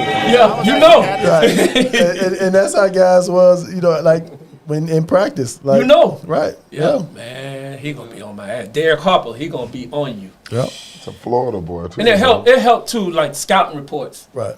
That's why you have it, because certain guys I knew would beat me, but I knew what they was going to do. Like Kenny Anderson, if he going left, he going all the way to the hole. Right. So I just know he got to finish over Dale Davis. So I just need to stay close to where he can't maneuver around the both of us. Right. But going right, he pulling up. Pulling up. Pull up. So I'm just waiting on the pull up. But now some guys, if you ever think about it, some guys swing the ball back when they're going for layups. So let him beat me. I'm waiting for him to swing it back. Right. Go for the ball. Yeah. So how much film you watch to kind of decipher that? Oh man, that's every day. Yep. That's every day. Right. Especially you take it home. Especially in the playoffs, they give you a whole. Hey man, here go his whole Mookie Blaylock whole plays. You know, and then you be like, oh shit, he go this way. Okay, I already know the play. They told me to play. This is how they run it. So you know what plays they're gonna run. You know what positions they trying to get to. So you just figure out how I can get to that spot before him, because his trend says he gonna pull up. His trend says if he going left, he gonna pull up, get a jump off. If he go right, he gonna finish. So I'm just gonna ride him all the way to the hole. He gotta finish over somebody big, things like that. And that's what a lot of kids and young players don't understand, how important film is, but also, too, when you're at these travel tournaments and you're going to play against a team, you go sit down and watch that team. You know what I'm saying? Because I remember we were playing Atlanta Metro. They had Jabari Smith Sr., his son is actually the kid that's at Houston now, his dad, and Reggie Wilcox that ended up going to San Jose State, transferring to St. Leo. When we played against them in JUCO, it was a showcase where they had multiple teams. I sat there and watched them, and I knew Reggie was more on the selfish side, as even though he was a point guard, he liked to score the ball and he could get off the ground. So Reggie gets a steal, and they got a 2-on-1. So you got the point guard running at me with the big 7-footer coming at me, and I'm backpedaling. Who you think's gonna get the ball? Point guard. You would think the 7-footer normally. The point guard. You just said he was selfish. Right, but I knew he was selfish. But normally, who would you think get the ball? If that's John, if that's John Arroyo and Torres. if that's John, you were playing there. No, that's John Arroyo and Jabari Smith coming at you. Who's gonna get the ball? Right. Jabari's gonna get the ball. But had I not watched, I would have shared it towards Jabari. Right. So I knew he was selfish. And so he rose up to try to dunk on me, and I was able to block it at the rim. You know what I'm saying? Because I knew. Now, had I been, you know what I'm saying, thinking that he would give it to he would have got me. But I sat down and watched them the day before. And the other one is Stephen Smith. His name is Stephen. He was like 6'11". He was played at DePaul. Lefty. Him and Abdul was real good friends, and he was playing over in Spain or something like that. And I used to see him in the club, and he used to wear the tight ass dress pants and stuff, and pulled up high. That's how they dressed over there. And so I remember we had the invite-only runs at Ollie Evans. I think John opened the gym, actually, at Ollie Evans. I remember that. And I'm finna play against this dude for the first time that I be seeing in the club that I'm talking about. He's a cornball. Man, he tore my ass up. And I was mad as hell. And KP knew I was mad, so he knew not to talk to me when we get like that. But I watched him, the rest of the day. That next week we came up there, when we left, KP got in the car. First thing he said was, you had that junk bottled up today, because I watched him, and I knew his tendencies. I knew which shoulder he liked to turn over. I knew when he was going to shoot the hook going over this shoulder, he was going to try to shoot the turnaround. I knew how he brought the ball down. You know what I'm saying? And you have to watch guys. But these kids be at the games, and they don't play against the team, and they be like this right here, on the damn phone, walking around, and they get out there and get their ass tore up. And then you can tell them. Right. Okay, this is scout report on this kid. This is what he like to do. Right. Get in the game, he getting this game out. Yeah. Forget everything you told me. I don't think even college kids, well, some college kids I'm sure because they have to, but our high school kids or whatever, I don't think they prepare like that. I don't think they prepare like that.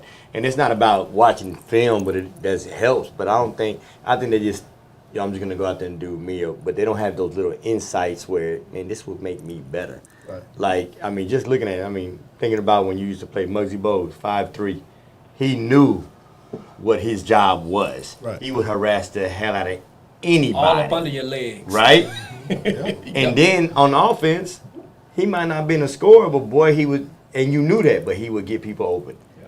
And I don't think people, some of these young kids realize, you can get to another level if you just did that right. I don't think enough kids just really study the game. Right. Well, Chris always said they don't watch. They don't watch it. Right. You just don't watch it enough. They watch the highlights. Right. True. Yeah.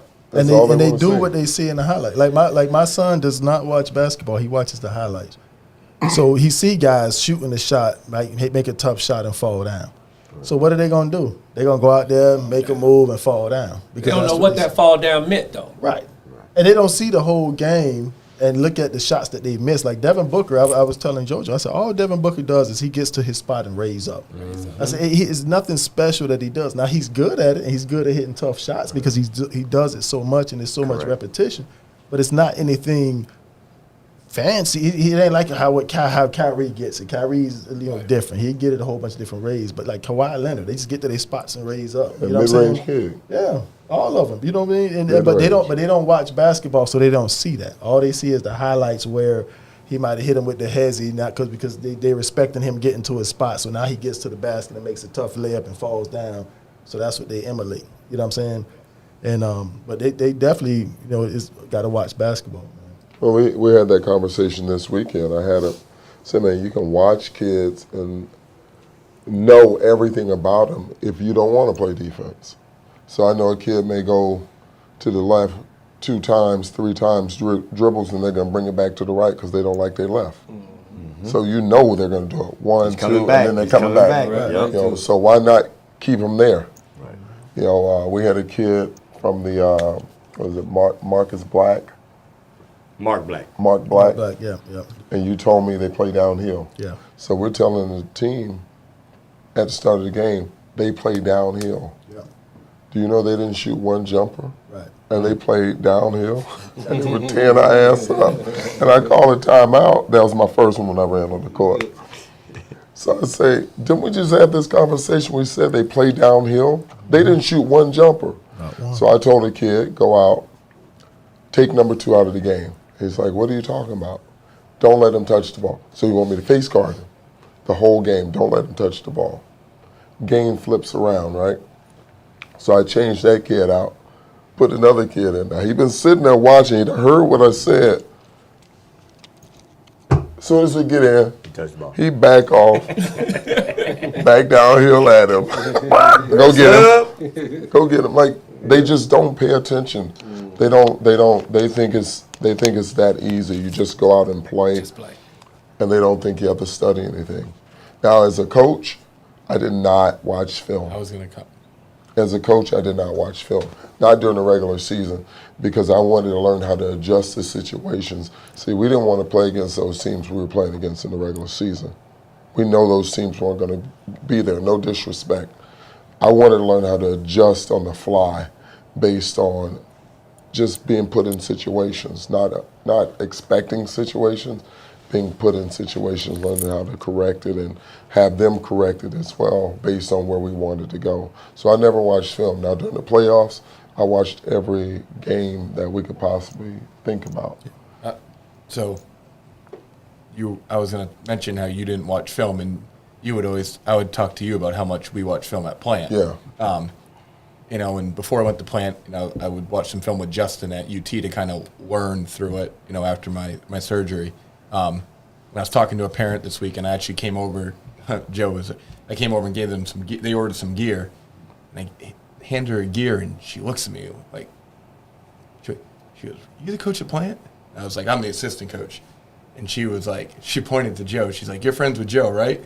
And I was like, I don't know if I'd say yes to that. And I was like, yeah, Joe's my guy. And she was like, we played you 10 times. You guys beat us 10 times. And I'm like, no, you would beat us. She goes, you knew everything that we were going to do when we played you. And I'll say, I talk about Joe. Joe Willis breaks down film better than anybody that I've been around watching it. And with our personnel at Plant, we have to do, and I think it gives us an advantage. Like we play, we're like, hey, this guy, when he gets the ball, he's going to go left shoulder. what's he doing against the ball? He goes left shoulder. And so I've learned that the value of film, you can help the kids learn. And I was going to do it. I have a parent on my team that films every single game and then puts on a private YouTube link. I don't have time to go break down film for my travel team, but now I go to my assistant coach and I'll say 8:30, 7:27. So I text my players today and I said, you need to go watch this specific example.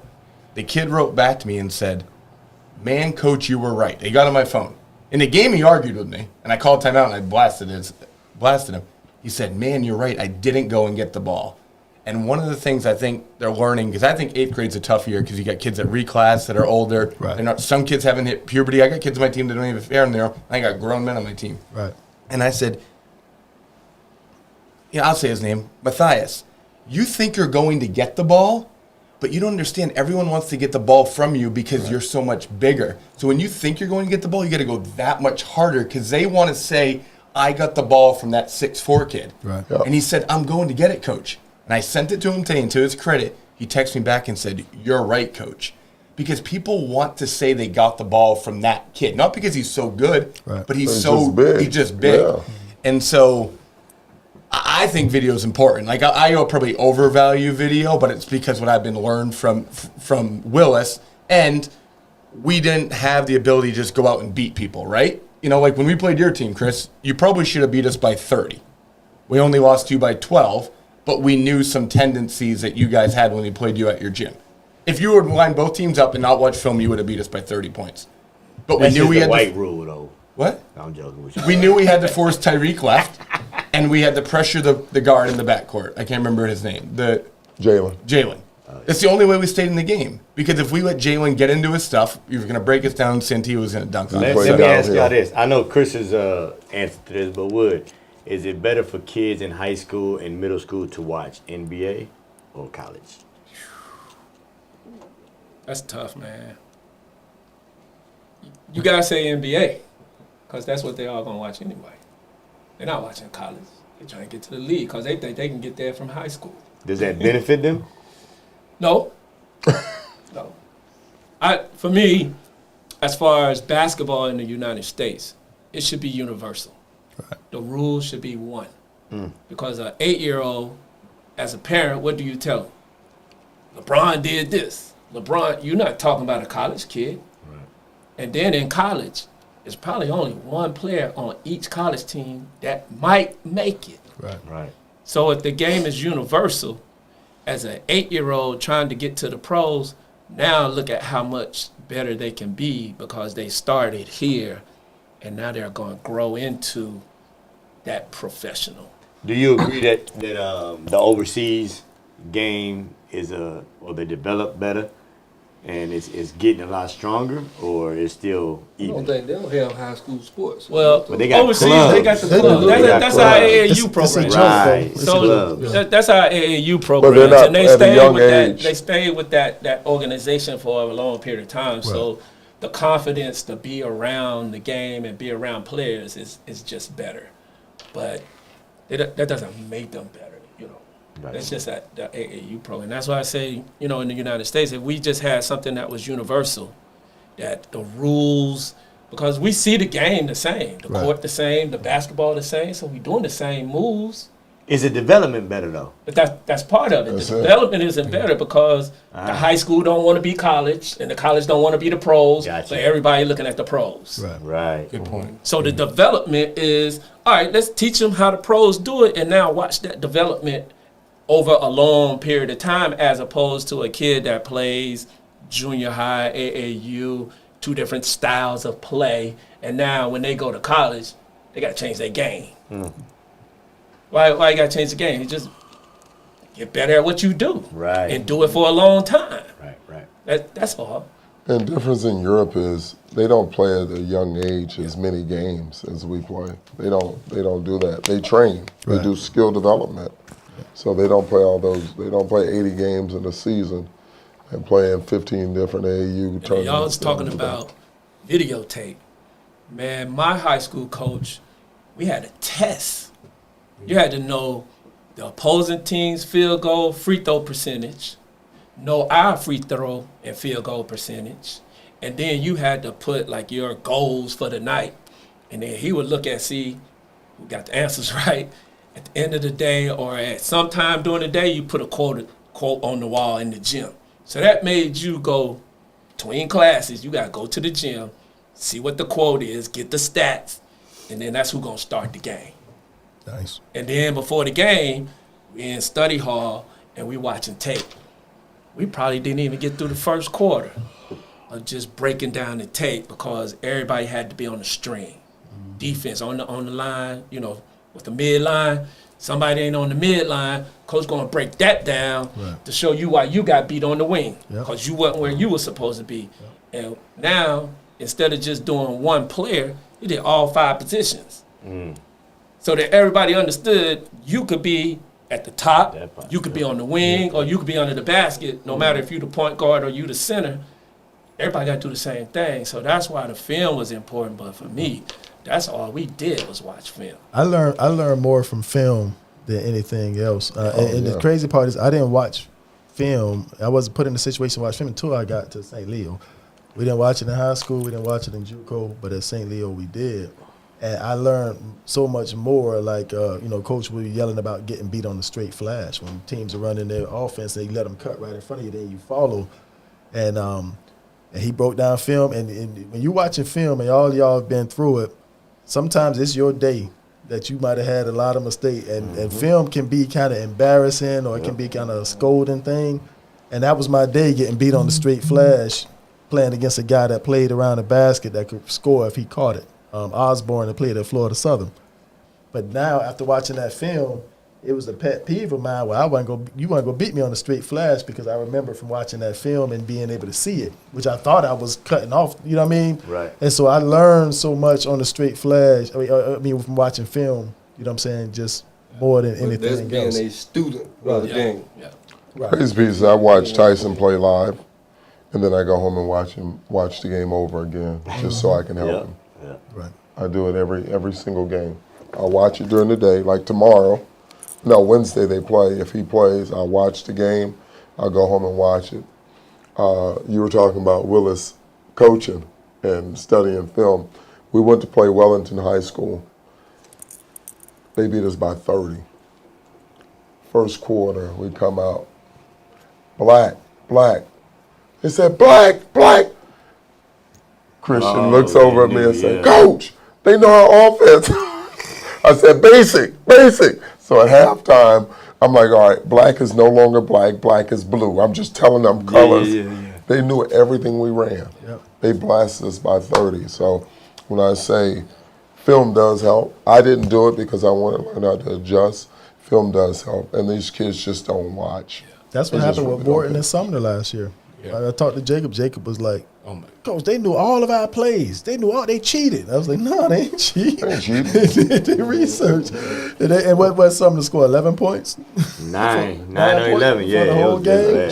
He said they knew all our plays. You should have been doing the same thing. Right. Because I know I watched that team from Chattahoochee. Man, look, I watched that film. I watched at least 6 games. I was like, man, we got this. We got there and got blasted by 30. And I watched all the film. I showed them all the film. But so that's why Joe don't put all this film on the NFHS and it. Exactly right. But there you go. You got to stop it. Yeah. What? Go to the game and watch. That's why you get to put a 5-out motion in, read and react, drive and kick. That's what I was going to ask. What was our scouting report when y'all played? You know what was the scouting report on you? Stop Jordan. And we didn't stop him. Y'all won? We won, but Jordan, that was like the Lewis family night. We had Dre's barbecue.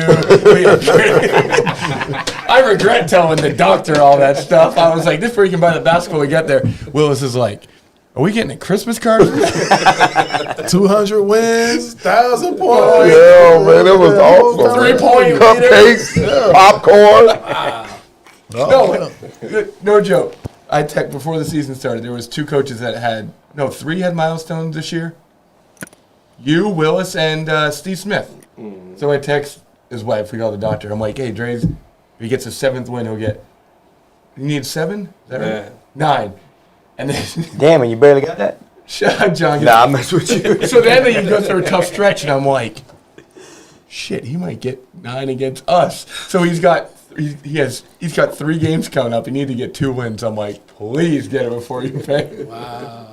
But it was Yeah, man, But you're big time. What was our scouting? Stop Jordan. Yeah, I got a face guard in the whole game. Yes, I would. I would So have did Wood, the same thing. before we let you get out of here, what are your thoughts of the transfer portal now and how it's impacted the game? I wish I had that transfer. Wait, you Go do? ahead. I wish I did. Because when But I you got did to do Oral it. Roberts, no, I transferred because a coach wanted me. Now when he gets fired, I can't go anywhere else. Yeah, he would have had to sit out a year. But I'd already sat out. I would have had to go to Oh, that another was the school rule, to yeah. play another sport. Right. So Or go lower. or go down D2. Right. Yeah. It's Right. different rules back then. So Yeah. it was I mean, it was the portal, but you had to sit out. If You you had to transfer, you redshirt. just sit out a year. Sit out a year. Unless you go went down. from D1 to D2. D2, correct. Yeah. Right. Because I went D2 up And if to you D1. transferred in the same conference, you had to sit out 2 years. Yes. Yeah. So I just had the hope we're going to see another shift in this portal though in 2 more years. Yeah. Well, here's I just say here's you your need portal right to here. see Here's what. Got It's Division crazy. One. need more data. And this is and is this as of March I say March 20th? 20th at 10:22 a.m. What's today's? I don't know what today's date is. Today's the 20th. 20th. Right, so that's today. As of this today, morning. It's over 1,200 now. you got 605 players at Division 1, 475 Division 2, and and a total of 1,080 players. I don't do public math, but But it's over already 1,200 now. Right. And is that just from today that entered, or is that That's through today. through today? Through today. Okay. But there's 1,200 kids in the portal. And you that put- help Right you? now. That's bad. That's right there. horrible. That's not just good. bad. Did that help the teams this year? I In think March it did. Madness? I think it did impact March Madness because this is the Look by far- at Penn State. I think it Oh, made Their it. 2 best players transferred That from is Siena and what was the other? The white kid came from where? The shooter. But they're both grad transfers though, right? Don't matter. It's a Okay, transfer. well, so there's a little bit of talk with the grad transfers though in regular. I did a lot. So I think grad transfers are might be different now than undergrad transfers. The 26-year-old played for Memphis. Yeah. Hey, the commentator put him on blast. He did. No, I ain't hear what I just heard. But see, you got more grad That was transfers. still in existence back then. But you got more Chris grad Winkie was transfers 26 now because at of the Florida COVID State. year. Yeah. So that's what I always Chris say. Winkie is- was 26 at Florida State. Yeah, that's why we say that it's the transfer portal plus the COVID year because you're going to see impacts of the COVID year through 2025. Right. But you got more grad transfers now because they got that extra year. It's nuts. They really got 2 years, like we talked about today. Yeah, and how's that? Like, tell us about that. About your example. I mean, it's surprising. So my nephew, he gets to, if he wants to, he gets to come back at Texas A&M. So he redshirted. You said He redshirted at VTech, played 2 years. That second year, COVID hit. right. So that year Then didn't he count. transferred to A&M. This is his second year at A&M, and he still has a year. Wait, he still. Because he redshirted. He redshirted. And the COVID year didn't count. Bryce didn't redshirt, and now, not this year. This year would have been his COVID year. Right. But because he got hurt, he's got Yeah, another so- year. So it's the same thing. That's 6 years. yes. You see what I'm Wait, saying? so he redshirted, Redshirted. played 2 years of 2 VTech. years at VTech. But take one away because it was No, COVID. I know. So 2 years of VTech. Went to Texas A&M, so he had 3 years at Texas A&M, and he's got- only done 2. He only done 2. And he got. He to already play- got his bachelor's Yep, and almost done with his master's. He might as well stay for next year. I would. There you go. You got that. Stay as long as you can. Get that NIL money. Stay as long That as you NIL, can. boy. But it's crazy because imagine if, well, let's talk about that NIL money. Imagine if it was back in the day. Woo. Well, it was going on back in the day. It just was. wasn't But legal. not It legal. wasn't- it wasn't It just NIL. wasn't legal. Now, some of us was doing, some of us was, it just wasn't legal. NIL stand for not in lieu back then. You went to some of those. You went to those high major conferences. You got players who are coming in a Range Rover. You know that picture of the Duke team. Look, they all I remember Track and living in train. Lawton, Oklahoma, and the quarterback for OU was living it up until he was on the Mine will Sports be, I'll tell Illustrated. you mine in my book. That's where I read about it. You remember Charles Thompson? I'll put mine in my book, so y'all will get that later. Look, Charles Thompson from Oklahoma. There's a lot of brothers that was. Man. Remember when Tractor Trailer got into that accident? He got into that car accident and broke his arm. He was in an Escalade, brand new Escalade. And we, like, I had 3 of my teammates was from Michigan, played on his travel ball team.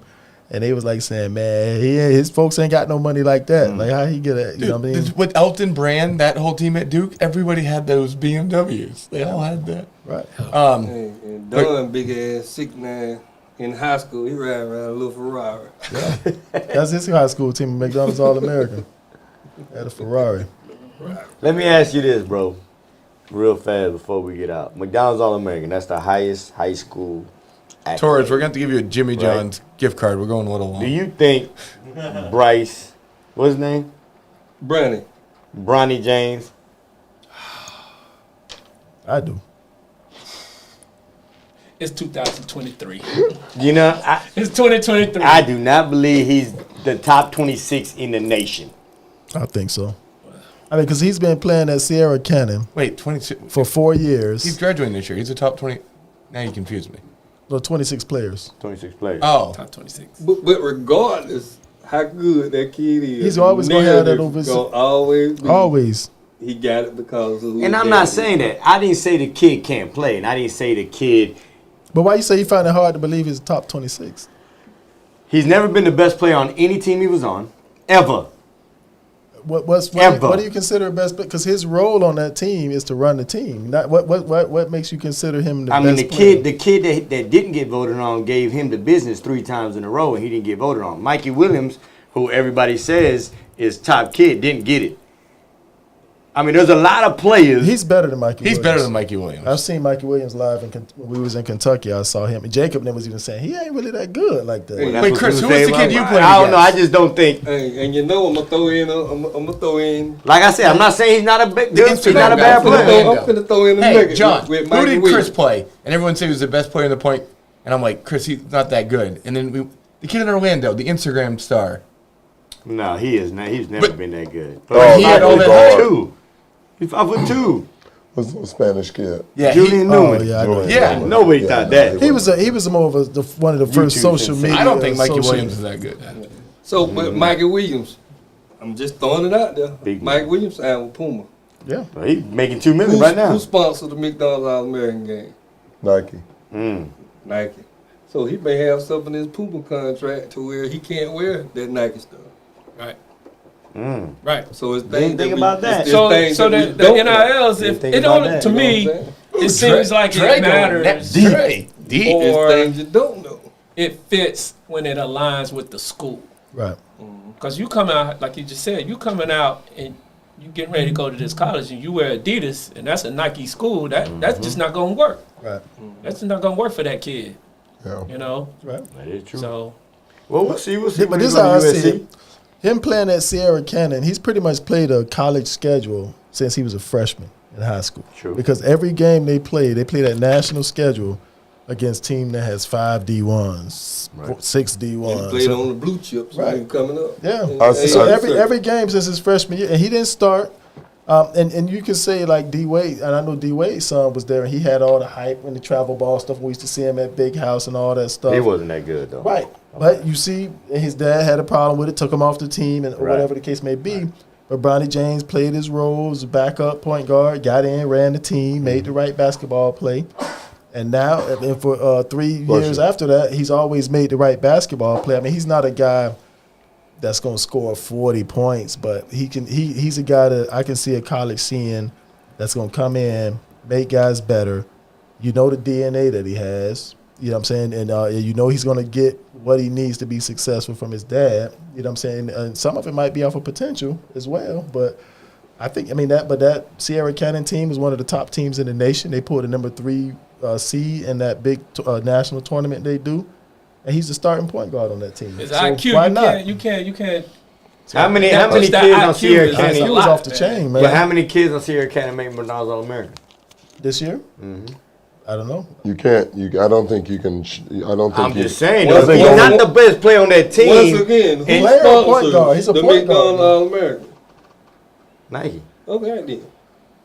So ain't no more question. Ain't no more argument. When in the lines. Ain't no more Because I know in the state of Florida, you can only, I think 2 can go McDonald's All-American. It used to be from the state. From state? From the state. I think we have. Well, that I think ain't this year cool. we got 4. I think Mount From Verde, the state. I think Mount Verde had 3 and IMG had 1. I could be wrong. I thought it was only 2 can go from the state. I just think I that no could be matter wrong. what, the best player. Let's go look at Reggie's Twitter. That Michigan with Robert Traylor, Albert White, and Mo Taylor, they were all from Michigan. That's back in the day, but I don't know if that's something that changed. I don't know. Just a question. Terrence Roberson. I think Cliff was. Is he here? Was he here? Yeah, that was my big. You played with Cliff in Toronto? Nope. Oh. And I played on some great teams. I've been lucky to be a part of some great guys. My rookie year, I drove Moses Malone around in the Cutlass Sierra. That's crazy. At training camp. But I was with Moses when he died. We were at a golf outing, and we had been, hanging out. We get, everybody go to sleep, get ready to play golf the next morning. 8 o'clock that morning, he was dead. We had just went to bed like 3 in the morning. But played with him. Man, this is probably the best assembled team in Atlanta in 1989. They drafted Roy Marble first, Alexander Volkov, and then me. But on the team, starting Jock, John Battle. Kevin Willis. Battle. That wasn't the starter. There's Doc, John Battle, Dominique, Moses, and Concat. That was the start John 5. Concat. On the bench, Cliff Livingston, Antoine Carr, Kevin Willis. So all 3 of them played together at Wichita State. Yeah. I played for Gene Smithson as well. Okay. So that's probably the best assembled team, man. Man. I remember one game in Spud, sitting on the bench with Spud, and Dominique did something, man. And he was like, man, you ain't never going to see nothing like that in your life again. And just to be on that team. But I remember being drafted, and the coach, Fratello, was like, come on, let's go. And I was like, where am I supposed to play on this team, man? Like, for real? Right. Like, but you can't think like that. But then to play with Ray Allen, Sam Cassell, Big Dog, J.R. Reed In Milwaukee. Play with Reggie Miller and Rick Smith, Derek McKee, Byron Scott. Here's a story about Byron Scott. So when I went to Oral Roberts on my visit, remember I told you I'd never been back to Charlotte. So I go on a Thursday. Sunday, I'm meeting Byron Scott, 1985. 9 years later, he my teammate. Wow. On a recruiting visit. Yep. That's just great. That's I've big just time. been fortunate, man, to be on some good teams, play with Tracy and Vince. Yep. Right. That was. Imagine that was they good. would have stayed together. I don't know, but Toronto's in my top 5. Yeah, Chris, New Jersey had 3 kids. Who's that? New Jersey had 3 kids from. Got another. Oh, we got Florida another have nugget. How many? What? How many Florida? Yeah, speaking of Tracy McGrady. This last Invited one. to this camp. They gave me this jersey number 175. They had to fight to get me in this camp, right? And I'm talking about, you got LaMarre Odom, who was like the number 1 dude out of New York City, 6'10" point guard, just crazy skilled basketball player. And I go to this camp, and the first game is against LaMarre. And I hold my own. There we go. From that point on, like, it was like, who is this guy out of Florida, Tracy McGrady, right? So eyes were on me, go through this camp, wreck the camp. I go from, in the summertime, from unknown to the number 1 player in the country. Let's go. And if I wasn't ready for that opportunity, who knows where I would be. I was the last dude invited to this camp. They gave me this jersey. All right, so why that nugget? Yeah, so that was just picking back off of the first one from where Damian Lillard said, and then going over to Tracy McGrady. In high school, he went through that same process, and he took advantage of the opportunity. Yeah. And it landed him to a no-show to #1 player in the country. You never know who's watching, man. I tell kids now, sitting in a classroom or on a team, I say, hey, man, the person sitting next to you could be your boss one day. Yep. You just never know. So when you out there and you want to be a part of something, you got to give it your all, man, all the time. Right. Don't shortchange yourself because you never know who's watching you, man. And that's very important because that could be very impactful. It could be, your life changing. Yeah, Stephen Bardo told us that he was in Fred's wedding. Remember Fred and Rachel's wedding when that's where I met him. He was on that fighting Illini team with Kendall Gill and Nick Anderson and all of them. He played in Japan with Fred, but at the wedding he was schooling the younger fellas, and he was talking about embracing networking and embracing relationships. He said that when he was playing in Japan, he said he knew he was ready to retire. He wanted to retire, and I think he had just signed the biggest deal in Japan history at the time. But he said he was sending his resume to ESPN all the time. And he said it just so happens that the equipment manager on like his high school team, or it might have been his college team at Illinois, was a big wig at ESPN and came across his resume, called him. Is this Stephen Bardo? Stephen Bardo? And that's how he got his first broadcasting gig. So he left Japan, came and started working for ESPN based off, and he said he always treated everybody with respect. And he said a lot of, you know how it goes, a water boy, sometimes they get a water boy, they ask the kids, treat them bad and talk to them crazy. Right. So he always treated everybody with respect, always treated this guy with respect, treated him just like he was one of the players on the team, and he remembered that. And so now that guy was able to put him on ESPN, and then his broadcasting career took off after that. He's a good brother too, man. He's good people. Really I bought his book and everything, man. Like that conversation we had I was 23 back then, and it still sticks with me to this day. I bought his book, and it's for teenagers actually that's trying to go on and play ball. The book is called How to Make the League Without Picking Up the Rock, and it's hard to find. Sometimes you can find it on Amazon, but it's a really good book to read. It talks about setting goals and networking, and it has his story in there. But it's kind of like a teenage book. That was one of the reasons too, in going into being a referee, was to do something different. You can be in the game without being in the game. Yeah. And not that I purposely forced somebody to follow behind me, but it was to be different. That, okay, how many people went into coaching? 75 years, I'm the third ever. Nobody's behind me. Right. I wasn't planning that, but it worked that way out. But then I've seen guys go from the ball boy, hey man, go get me a pair of socks. Now he the head trainer or assistant trainer for the Oklahoma City Thunder. Yep. Eric Spoelstra, who's the film guy. It's like Mike Brown. Mike Brown. So it's like, man, you can be in the game without being in the game. Right. A lot. And that go back to what you're saying, being a student of the game. Right. All right, man. It's the final word. We've been in here about 2.5 hours, man. Wood, you already know me. Appreciate man. you, Wood. I can sit here and talk to you, for days, man. I got stories, Joe. I still got to get the Bernard King stories, man. But now, we can do it at Cheney's. Derek McKee is one of my all-time favorite players. That's why I patterned my game after. I wanted to be just like Derek McKee. I used to watch him and study him. Every time he scored, he would run down court. He would look over his shoulder, and then he'd turn around the other way.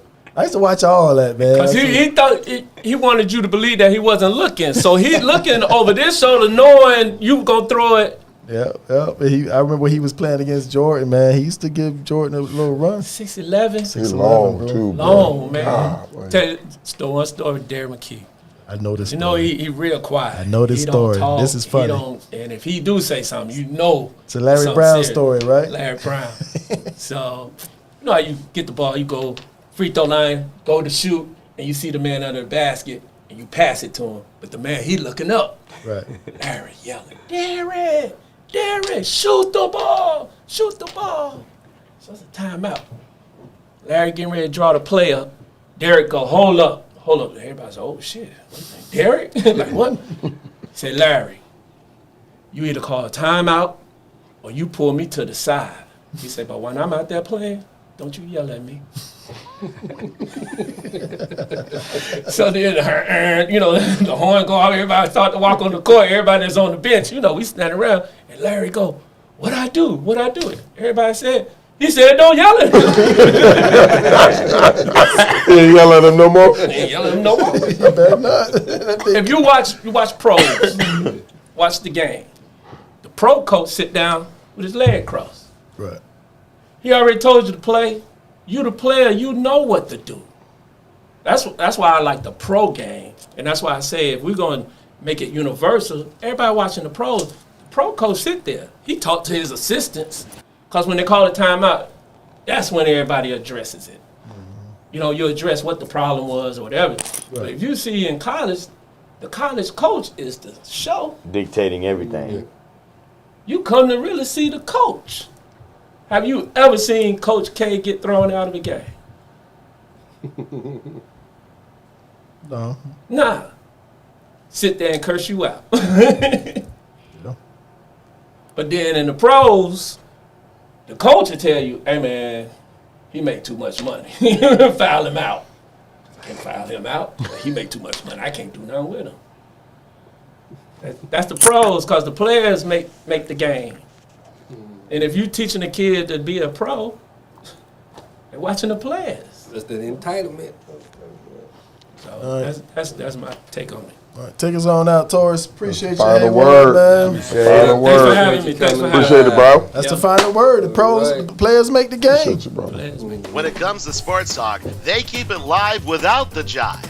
And now, here's your starting five. Welcome to the Final Word podcast, where our hosts will share their unique perspective on social issues, youth sports, and sports in general. And now, let's meet our esteemed panelists. Joe Philon, youth basketball coach and self-proclaimed media guy.